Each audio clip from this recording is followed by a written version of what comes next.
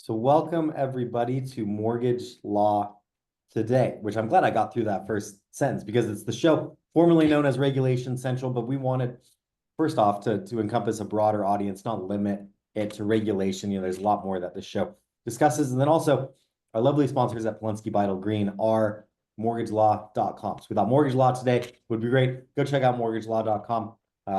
Very appreciative for what they do and love having Marty or Peter on the show every month. But I don't need to be on camera. I'm going to go off camera. Brian Levy is going to be our lovely moderator today. He can introduce our host here. We have a couple new ones for you. So hopefully we get some good perspectives. Yeah, thanks, Robbie. And again, always thank you to Polunsky, Beitel, and Green for sponsoring this. I want to make sure that everyone understands we changed the name to Mortgage Law Today, but we are not forgetting our regulatory compliance roots. In fact, today we have two special guests. We've got Jara Ryan and Josh Weinberg from First Line Compliance, along with usual suspects, Loretta Salzano and Marty Green, to take us along today and run through our topics. So in any event, welcome aboard. Unfortunately, Matt Van Fossen is at the secondary conference. So I've been saddled with the responsibility to kind of guide this along, which hopefully I'll ably fill those shoes. So why don't we start, I know Loretta and I were talking. Loretta recently had a graduation to attend to, and I want to hear a little bit about that. And that unfortunately kept her away from the MBA's Legal Issues Seminar, which was just held last week in San Diego, where I think everyone else was there, and a lot was discussed. It was a very chock full agenda of discussion points. So what I'd like to do is actually, and Loretta and I talked about this before, but I'd like to let Loretta ask some questions about what she missed and what she'd like to hear about. Besides drinking and carrying on, right? I hated to miss it. My son graduated from college, and with the legal issues moving now to a Wednesday, Saturday, I didn't get the honor of moderating the super session, which is my most fun mortgage job. But, Josh and I tag team, and I know Monica McCarthy did a bang up job in that role. So I hate to miss the conference because to me, as far as continuing education, legal education, the mortgage space, that's the best meeting of the year for me. And so I asked lots of folks what their main takeaways were, and I'm curious to hear what you guys think.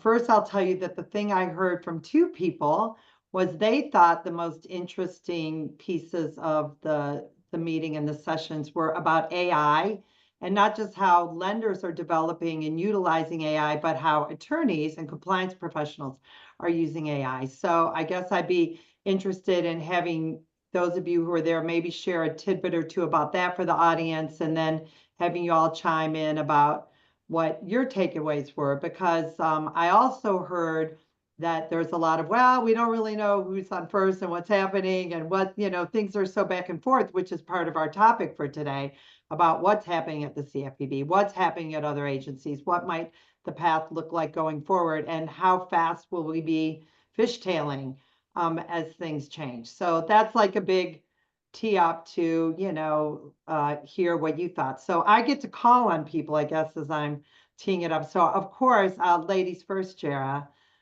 tell me what you think. Well, first of all, we missed having you, and congratulations on Carlos's graduation. The super session is sort of your baby, and Monica did do a great job.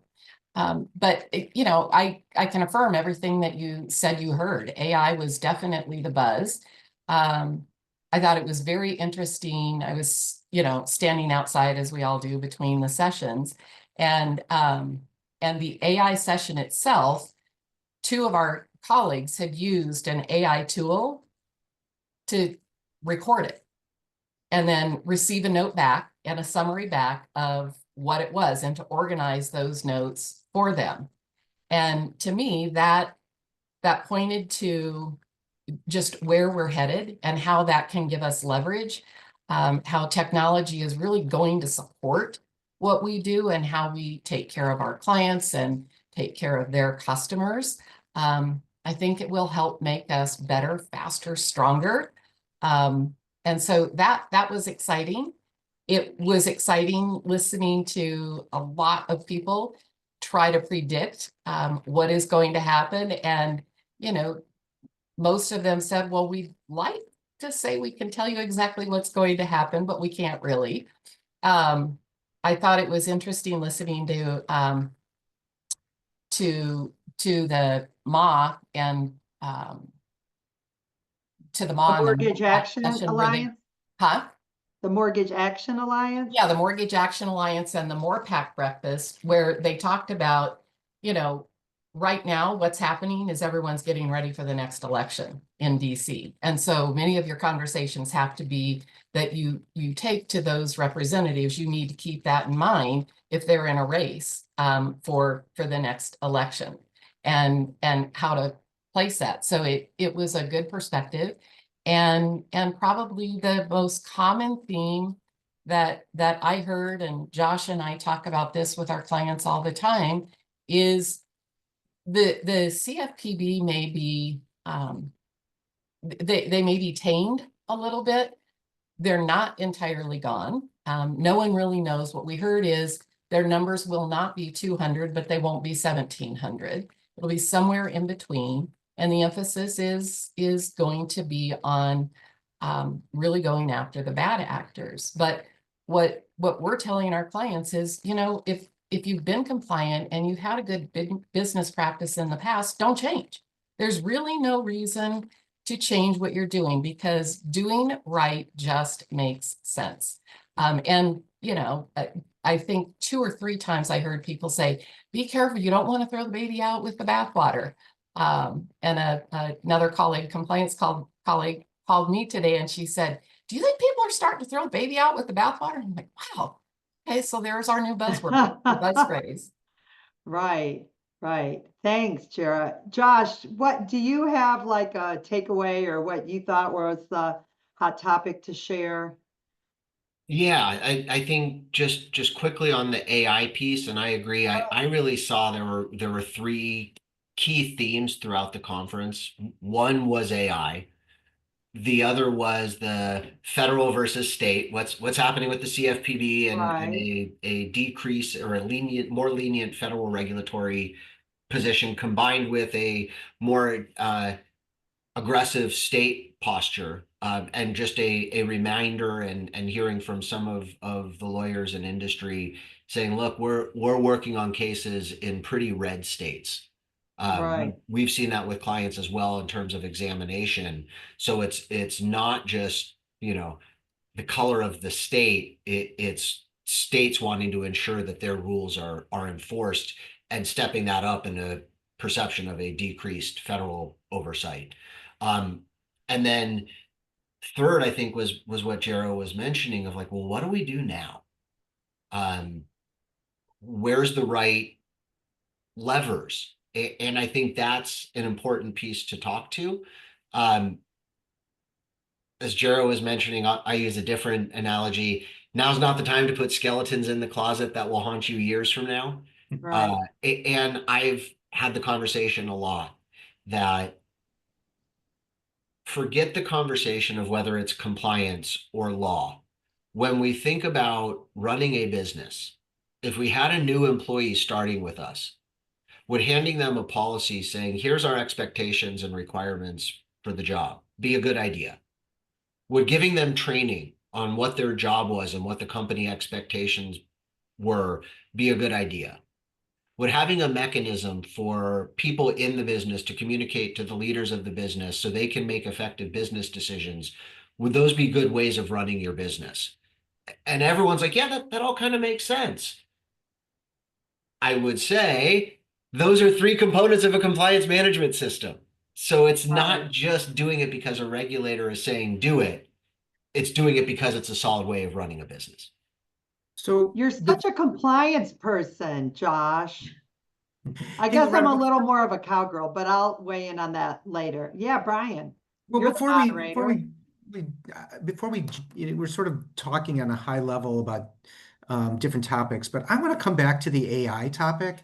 I mean, we've said AI was a big takeaway, but I'd like to get everyone's understanding of why was it a big takeaway? What was it that struck you? I mean, I could tell you my perspective, but I'm curious, and maybe Marty hasn't had a chance to speak, get his thoughts on that, and then anybody else want to add, and I'll throw in mine after Right. that. But let's look at Like a AI for a second. takeaway in the weeds, even like someone told me, we're going to look at this in our shop. One of our clients said, this is something that I guess it was the Sierra Pacific presentation. So you guys don't want to tell us that. Maybe we have to call on Marty now, right? I was I'm waiting for happy to. Marty. It was interesting listening to the AI sort of presentations. There were multiple ones of them as well. So it was curious to sort of see how the development's going to be. It was reminding me of a few years ago. I was actually on an airplane next to a professor that taught AI. I was coming back from Europe, and he was telling me about what he saw as the transformational changes of that 10 years ago or 8 years ago, whenever it was. And he thought by now we would probably all have self-driving cars, and that certainly instead of summoning an Uber, you would have a driverless car. And you kind of have a little bit of that maybe in Austin. I noticed that there is that piece of it there. So I agree with whoever said, I think it was Loretta, who says we don't know exactly how this is going to permeate itself, but it's exciting to sort of look at some of the possibilities, particularly as we look at labor costs being such a high expense in the mortgage industry overall. It's a way for us to potentially reduce that fairly significantly because it's going to make people a lot more effective at what they do. I thought the underwriting piece of that was really, really interesting, of how it would take the guide and everything else, some manual processes that perhaps underwriters had to do before, and it really synthesized that in an exciting way that would make that underwriter much, much more productive in terms of how they would go about underwriting a loan. So I thought that some of those things in terms of the specifics of it were really, really cool in terms of how it did it. Now, I think that's going to make some people really nervous, perhaps some underwriters who are used to those manual processes. So I think one of the challenges for us as an industry is going to be how we embrace that and how our people embrace that going forward. But it was exciting to sort of hear about that. And I think that that was one of the reasons that was such a hot topic, because it's a new technology that's really going to make people more effective and perhaps help us address some of those issues that we've had along the way, which is how expensive loans are just because of the hours it takes to do certain things. Well, those tasks may be really, really thinned down quite a lot, and it'll also be streamlined from the borrower's perspective. So it'll be a lot easier for the borrower to get stuff to the lender for it to be analyzed by the AI directed, and the people involvement will be a little bit minimalized as a result of that. But so I think it's exciting for us to sort of see. I think it's going to be exciting to see how people implement it, but it's still really the early stages, at least from what I could gather. Well, what So I understood too, it's like it's an internal tool to Right. identify red flags. So as an attorney, and I'm interested what you and Brian say about this, and even with Jara and Josh as compliance professionals, I'm sensitive to using some kind of an external tool like a chat, whatever the hell it is. See, I can't remember. And then having the information we put into it go out into the universe. So not only because I want to protect my intellectual property, and our work product, but because of the privilege as an attorney. I don't want to do something that then is going out to the world in some way to be repurposed or might be discoverable. So I'm really sensitive to that in an open AI system. Of course, AI can mean 1,000 different things about how we harness artificial intelligence and learning systems. So to me, that's another interesting flavor of AI and how it might help to streamline workflows for different types of professionals and for different types of solutions. Right. So what struck me was, I don't know, we've in the past, we've sat through seminars on blockchain and, the latest technology development, and said, oh, I don't really know how I'm going to use that or how that's going to impact. I'll wait and see kind of a thing. And the thing that struck me at this meeting was, now I can see how AI will impact the mortgage business, and really, ways in which that, not just how it can simplify certain pieces of the process, or, eliminate human, the need for so many people to do the same job, and speed and all those things, but maybe an opportunity to redesign the process entirely. And so, it's not, application processing, underwriting, closing. Maybe there's, different things that can occur at different times, with that technology and the ability to really accelerate things. So I guess what it did for me was it clicked. It just kind of said, this is going to happen. It's inevitable. I mean, and part of it is too, I mean, I don't know if maybe we're all experimenting a little bit with, Chat GPT or Perplexity or whatever in our own, I want to look something up, and instead of Googling something, maybe you put it into an AI, and see what comes out. And I've been doing some of that and learning a little bit about how to use AI just for my own benefit, and for my clients, frankly. But now with lawyers, you got to be really careful because of the issue with hallucination, which is a real issue. I Right. mean, and I've seen it. I asked Perplexity to find something in my mortgage musings at one point, and it found it initially, and I said, no, I think I did it in an earlier edition, and then it spit out 3 editions of the mortgage musings I never wrote. So I was like, Wow. okay, yeah, I better double It's check the truly mortgage. artificial, isn't it? Yeah. Wow. So I don't, we're going to have to make sure that that is not a problem for how it's being used in the mortgage industry. But I think it was really just a vibe shift, that I recognized around AI. I don't know if everyone I think else. it's a really astute point, because I think you're right. I think we've kind of went over the midpoint or whatever that is. So it's not like something we're thinking of, but now something we're doing. And to me, what I think is really important are the definitions. What is AI? And there's very hyper specific titles and roles within the AI development cycle that have different impacts, particularly as we start to look at regulation or laws related to oversight of AI. And so there's been some chatter of a federal AI bill, my opinion, less likely right now, but that hasn't stopped states. And so Colorado has passed an AI bill, in negotiation with the governor on how that will turn out. States like California, Texas, others, AI legislation is happening. And so what is covered and what is not covered, and what's included versus what's not included, and what our existing regulatory framework can suitably apply, and what may need to be augmented, I think all are really important topics that we'll need to continue to work through, as well as how it's being used. So I think like the decisioning types of AI, where it's actually, whether it's deciding whether Brian wrote the musings or not, or determining whether someone qualifies for a loan, that probably has greater need for deeper investigation, not only for accuracy, but for equality and making sure that there isn't unintended consequence into the model. Whereas something that's more operational, like a note taker, that's going to listen in and summarize and say, hey, here's the things we talked about. I think the level of risk that applies, as well as the amount of controls that are going to be necessary on top of that, are going to be important topics for us to work through as AI is implemented more throughout the industry. Well, and I think that it may be very, very beneficial to the industry to be sort of adopting this at a time when maybe the regulatory burden, at least at the federal level, or regulatory attentiveness at the federal level, is a little bit lower, because you do have some just inherent risk in terms of new technologies. And so maybe the timing is actually right for that sort of lower regulatory background for us to sort of adopt those with a little less risk profile than we might have otherwise, at least in the initial stages. Although the look back gives you some risk, but at least it is a little bit dissipated over where it was a few years ago with the prior administration. I think that dovetails well into a shifting conversation, to about what's happening at the CFPB.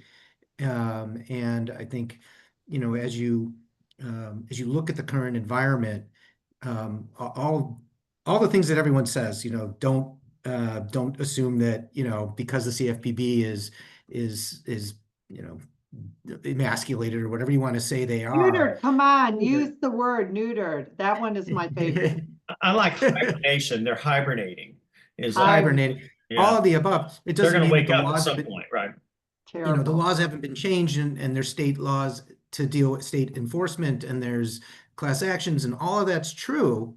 But at the same time, the CFPB was, I think, had gotten way over its skis in terms of stifling innovation. Right. And, being so concerned, particularly in AI, being concerned about any kind of disparate impact arising from the use of AI as, as like that is the most important thing to be concerned about when we already know that humans already, without the use of AI, result in disparate impact. It's not, it happens. So the, the the efficiencies to be gained and the consumer benefits to be gained are important. And I think as long as you're, maintaining a good consumer narrative around what it is that you're doing, I think, this is what's happening at the CFPB opens up a little bit more leeway, I think, to innovate and and try and create opportunities for consumers that maybe might have been squelched. Yeah. What's interesting to me too is whether or not, in the past, we've had all this innovation in the mortgage business up till now, and the price of originating a loan just keeps going up and up and up. So the question I have really is, this is great in terms of making things more efficient, but by the time you factor into the cost of all of the implementation, is it really going to make it less expensive or not? And hopefully in the long term it does, and I think it will, but it is an interesting question given the history of the mortgage industry of having these innovative things that have happened with desktop underwriting and other things that really haven't changed or reduced the price of originating a loan.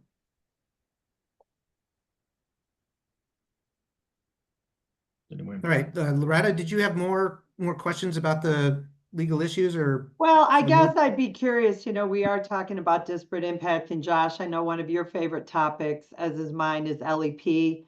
All mortgage lenders want to serve as many people as we can.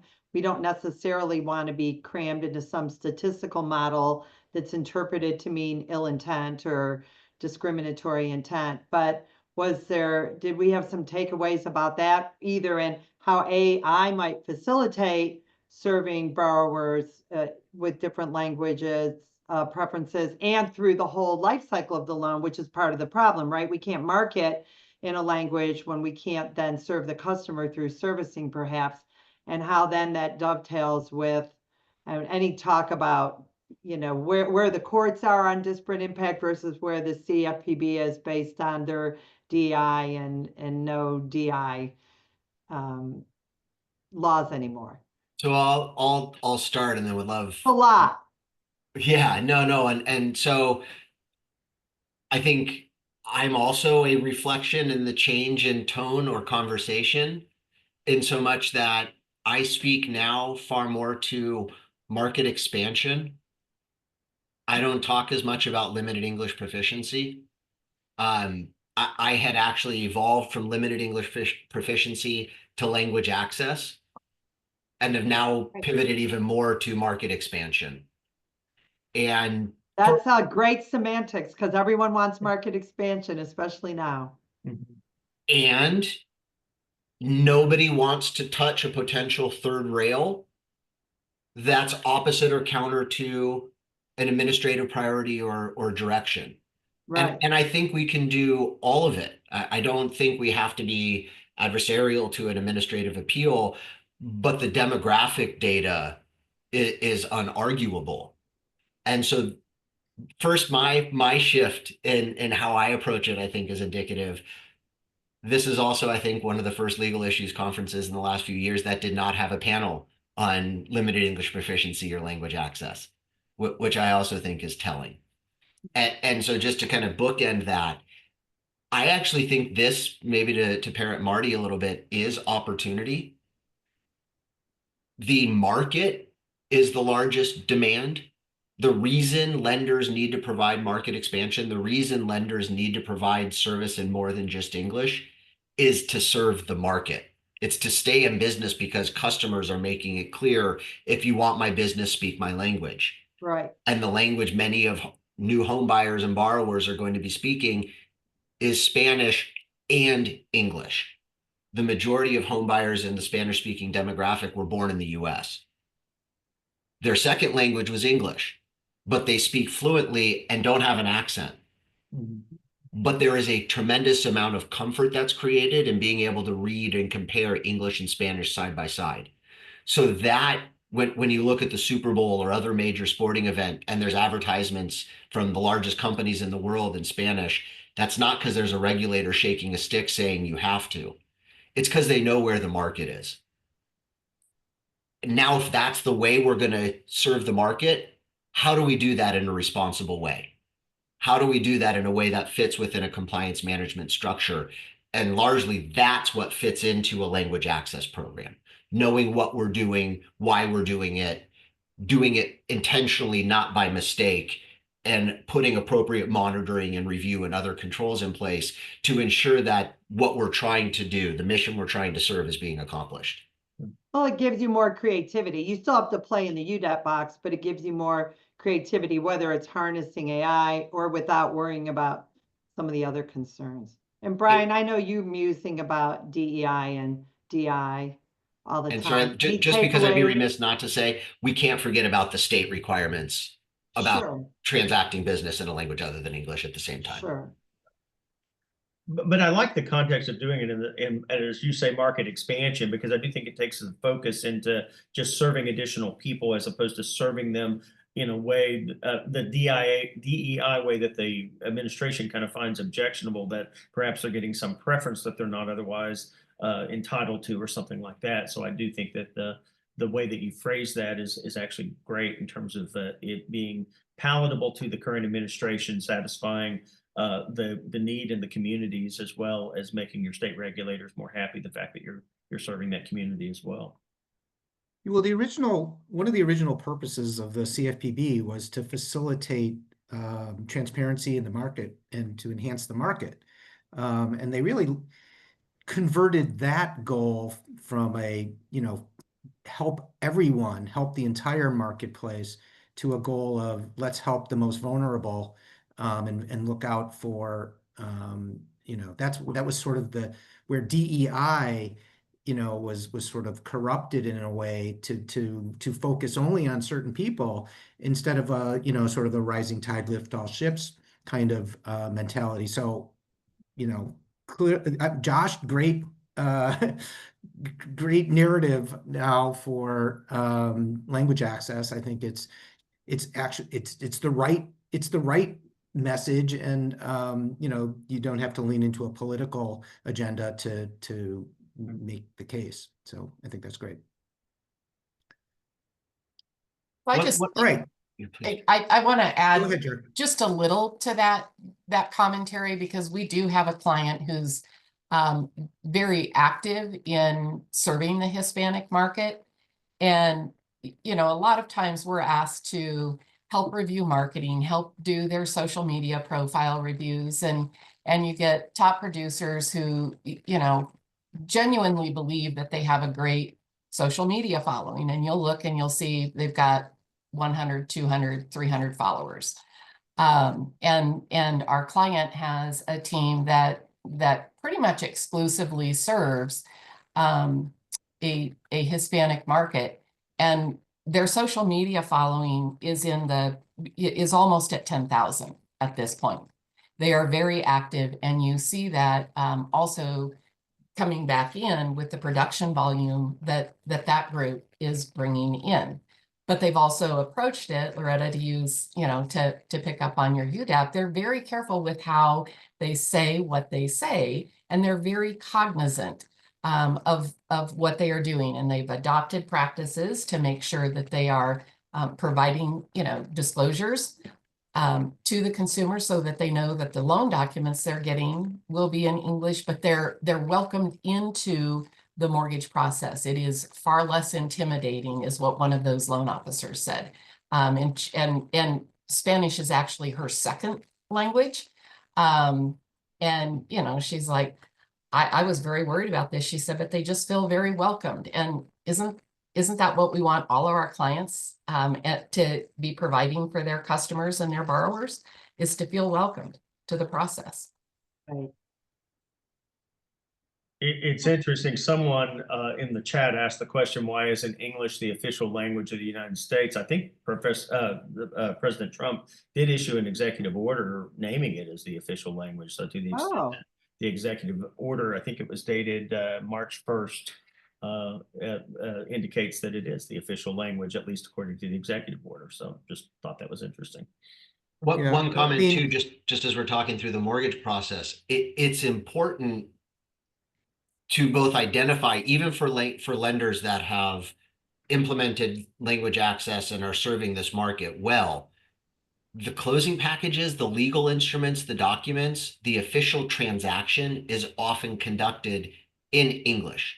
We're not signing Spanish notes and deeds and mortgages. Right. And that's an important piece that, can you imagine selling a note in Spanish, let alone trying to record it with the county recorder? oh no, Josh, try foreclosing on a mortgage in Spanish. That's what I mean, Yeah, there you go. no, it's posible. the judge isn't gonna, I mean, like, come on.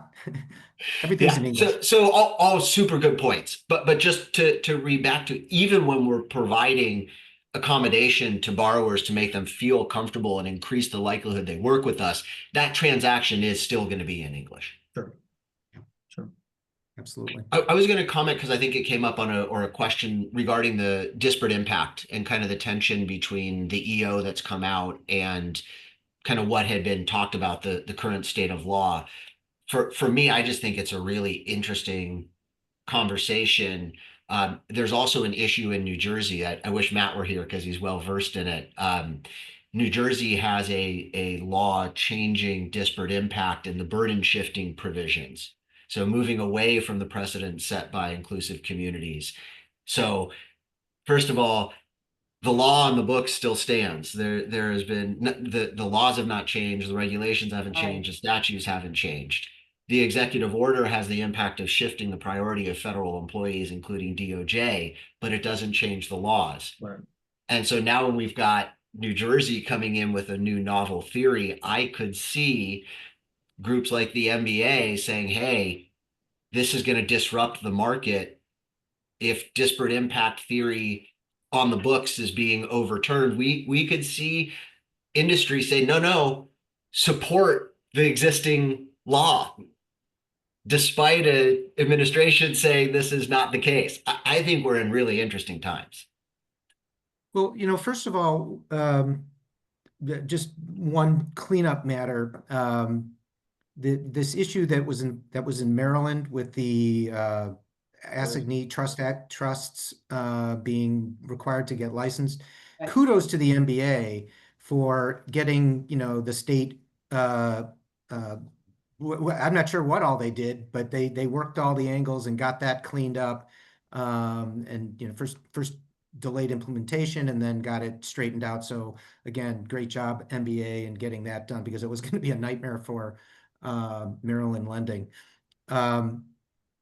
But the other thing that I want to talk about a little bit high level is, I do, to your point, Josh, about the NBA could get involved. I think the NBA could get involved in a lot of things on a judicial kind of front. They've historically done a great job in Congress, lobbying and, raising money, PAC money, that type of thing. And unfortunately, Congress is not getting a lot done these days. And that's where a lot of things need to get done. I mean, if you're gonna get rid of bellow comp, for example, you got to change the law. You can't just do an EO, issue some guidance. I mean, to get some real change, a lot of the changes that are needed are going to have to run through Congress. But where things seem to be happening, and I think maybe the most functional branch of government today is the judicial branch. And you're seeing this CFPB staffing case go up and down, with the judicial branch saying, well, slow it down, slow your roll. You make sure you comply with your statutory duties, make sure you comply with the Constitution. You're seeing it in all different kind of places. And anyway, I think there's a role there, a greater role as we go on. And I know the NBA is very aware of that. And ABA has been very successful. Bankers have been very successful in the Fifth Circuit down there in Marty's neck of the woods, with their strategy in court. And so, yeah, I think there's a lesson there. Yeah, for sure. You raise a really interesting point though, Brian, and I think it's almost necessary to also consider like the timing and the delivery of the message. NBA is being incredibly tactful. I think we have seen lately the flex of their muscle has often been relationship and more quiet conversations versus public pronouncements. There was talk of a trade group who recently brought an issue, and it was an important issue and brought it with consumer advocates. Just because it had consumer advocates on the letter, it immediately got cast aside. I think how the message is delivered, who it's delivered to, and when it's delivered in this administration is it's a whole new way of advocacy. And I think the NBA is really steeped in it, but it looks and sounds different than what we've seen in the past. Yeah, no, listen, I totally agree. Like I said, things going on in Congress are different. How you deal with this agency today versus how you dealt with it 3 months ago or 4 months ago, 5 months ago now. I mean, it's totally different. And the administration, I guess they're a little bit unpredictable, you know, and how you because the philosophical sort of policy positions don't seem very well articulated. They just seem sort of, I mean, like, you know, with Doge, it was like, just cut everybody, just get rid of everybody. Okay, well, why? What are we trying to accomplish? And you know, you saw that with tariffs too. Like, what are you trying to accomplish with these tariffs, or what are you trying to accomplish with Doge? You know, I think if we had a better read on that, we could you know, sort of work with the executive branch a little bit better. But you know, whether relationships are what's going to sort of drive things. I mean, we sort of got a clue from Bob Brooksmith that at this meeting that Mark Calabria is sort of the one that's been, you know, Brooksmith at one point said, "Oh, it would be nice if we had a housing czar," although I don't think he used that term. And he said, "Well, I might have gotten it, you know, that maybe Calabria," which, you know, I think, you know, Calabria is a sincere regulator. He's not a just, you know, shut it all down kind of a guy. His plan for releasing the GSEs was a plan. It wasn't a, you know, just, you know, ripcord kind of a thing. He wanted to build up capital and do those kinds of things. So is he going to put, you know, a sort of a more of a traditional regulatory hat on the CFPB and just limit sort of those excesses that were really disturbing to the industry, you know, or is somebody else going to be put in charge that's more of a, you know, Russell Voigt, you know, shut it all down kind of a person? And right now, there's a tension, I think, in that administration between those folks, and I think Calabria has his hands full with the GSEs. So, you know, it sort of remains to be seen what happens, who gets appointed as the new CFPB director, or if we sort of live in this, you know, limbo until the midterms. Someone in the chat just asked a question about CFPB and how the old CFPB or the current one might view trigger leads in terms of it being an invasion of privacy. My sense is both of them probably view it as an invasion of privacy. I think that's one thing that the two CFPBs could probably agree on in terms of that. But curious what the other panelists think. Well, that's getting some traction now in the legislature based on the recent NBA reports. And that's something that people are pushing on. And as far as an invasion of privacy, you know, it's in the Fair Credit Reporting Act, and there are ways that you can obtain trigger leads as long as you make a firm offer of credit, right? You can have pre-screening.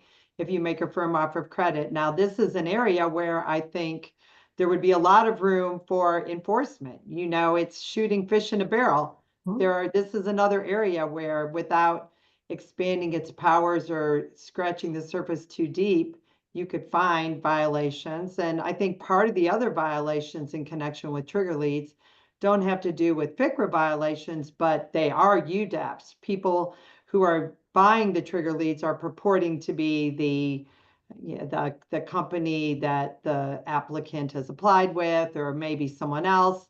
And so there is a lot of opportunity to thwart the abuses in that area without a legislative fix, but that still doesn't fix the onslaught of calls. And the best LO is going to tell people, you know, get on the do not call list and freeze these, you know, opt out of all this, but still it's going to be tough.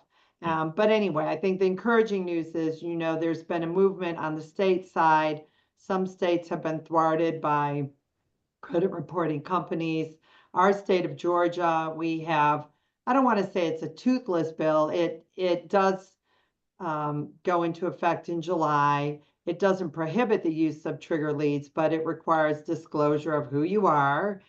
And it has now penalties under the Georgia Residential Mortgage Act for licensees, and it's an unfair practice under Georgia law, but it doesn't limit who can use trigger leads the way the federal bill that MBA is very much supporting and using its political capital to advocate for. And that would limit the use of trigger leads to basically existing business relationships. Your mortgage origination company, your servicer, or your deposit relationship. So I think we'll see something there, but you know, privacy is such an amorphous concept, and oftentimes it's not defined in a general context, only in specific contexts, like Gramm-Leach-Bliley, which doesn't apply to anyone and doesn't apply to everyone and not to all purposes. So I think that's just too technically, Guy Schwartz. But you can add that to your to-do list. You know, the NBA has done a great job to try and get this trigger lead bill passed. Now into their second Congress, or maybe third, I don't know. It's been like they've really done great work to get it where it is, and it's still not done. Right. Which, you know, like I don't hold that against them. That's the current situation in Congress, and they've done their very best to make that happen. And you know, meanwhile, the credit bureaus are not doing like any favors for the mortgage industry or for consumers with, you know, constantly raising their prices, and you know, FICO the same thing. I mean, I don't know at what point you stop playing nice in the sandbox, you know, and say this has to stop. I mean, you know, we've got to run our businesses. We've got to be able to keep our consumers happy and avoid this kind of craziness. And you know, I could go on about why do we have the credit bureaus to begin with, but you know. Listen, I mean, if Fannie and Freddie said we don't need the credit bureaus, they've got all the data already. So there's a lot of things that could happen that, you know, would really upset the apple cart. And I don't know why the credit bureaus are sort of pushing their luck on some of this stuff. They really ought to come to the table with something better. What I think is really interesting, just to call out, it's not just the credit bureaus themselves. You know, TransUnion, Equifax, Experian, their fees, their role in the process, it is but one part. And so unpacking the different players in the process and determining, do we really need three? I think that's a more part of the conversation today than I think it's been. I would say removing them altogether, that's hard. The number, the role of credit is so intrinsically linked into like ratings agencies when we get all the way to the end of mortgage-backed securities. What are the credit scores included in different tranches of risk? So Again, does it have to be 3? Maybe not. Getting to 0, that might be, in my opinion, a longer haul. Regardless of how many it is, I think it is time for a conversation. And in this environment, that conversation is going to happen to see how it shakes out. All right, I think we're getting close to time here. Anybody else have anything? I wanted to sort of turn this back to you a little bit, Brian, because I thought that the panel you moderated, going back to our discussion about the legal issues conference, I think it was after lunch and it was on, what's going on in DC, but it was so much more. And I'd really like to hear your feedback about that panel and what your panelists were saying. They were not all in agreement about everything, but they were aligned on some things. And I'd really appreciate your feedback on that, because I thought it was one of the better sessions. And I got a lot out of it, and I heard several people saying the same thing. So would you share? Yeah, thanks, Jara. So just so people that weren't there can know, it was a discussion about kind of what's going on in DC, sort of like the discussion like this one we're having right now, with Mitch Kiter, Jeff Naiman, and Janice Gray, all top attorneys from Washington, DC, very well steeped in the mortgage banking business. And just had the opportunity to kind of ask them what's going on, what do you think of various issues? And like you said, they didn't all agree. And frankly, I was just thrilled that, that they all got along and didn't, they're very strong competitors. And I think they managed to be collegial. I consider them all friends, so that I think disarmed them a little bit. But I mean, I think we talked a lot about a lot of things. And I think maybe the takeaway is, first of all, it's important to get individualized guidance today. Everyone's situation is a little different. If you assume a different set of facts, you're going to have to apply a different standard. Okay. So where they come down on, what's happening with the CFPB, or what's happening with disparate impact, or what's happening with special purpose credit programs, all these things that today are important issues. How are things different today with this new CFPB? And the laws that haven't really changed, the guidance has changed, or has been revoked or has been modified. We just saw the other day that the CFPB issued some guidance saying that the ability of states to enforce the federal laws has been rescinded, along with 67 under guidance documents. I mean, there's all kinds of guidance that's no longer as valid as it was before, but that was always, an issue with the Loper Bright case. So without drilling down too much into the details, it is an important time to get legal counsel, get good compliance counsel, put good procedures in place, and make sure that your operations are running in the way that you want them, given an uncertain environment. Thank you. I don't know if you had something in particular in mind, but that is pretty high level. My favorite moment, by the way, was when this one guy stood up at the panel involving Professor Chris Peterson and Todd Zwicky, when they had their sort of debate on the CFPB and regulation by enforcement. And this one guy said he had written this mortgage musings and was very disturbed by the fact that Professor Peterson had interviewed Rohit Chopra, and that was when Chopra had said that regulatory lawyers are leeches that just want to pad their billable hours, after having a very civilized conversation with Todd Zwicky. So, hi, that was me. Yeah. You have Anyway. such a tough boss. He didn't. I think I kind of disarmed him a bit with that, because he was very rose-eyed about Chopra's extension, what he called extending existing law to cover new products. And Chopra said, no, I'm just applying the law as it is. And those lawyers don't know what they're doing. Basically, I'm right, they're wrong. So anyway, I'm kind of glad we've got a new culture, at least at the CFPB. Absolutely. And hopefully that kind of antagonism with the compliance and regulatory field and legal field will not be what it was. All right, I think we're over time here. Do we have an hour? Or do we have 45 minutes? 45 minutes. You're 5 minutes over, big dog. Yeah, that's what I thought. Okay. Well, thank you again to Polunsky, Beitel, and Green for sponsoring this. Thank you to Jared and Josh for coming. And as always, thank you to Loretta and Marty. I think this was a good show, and look forward to talking with everyone in a month. Thanks so much, everyone. Take care, everyone. Bye.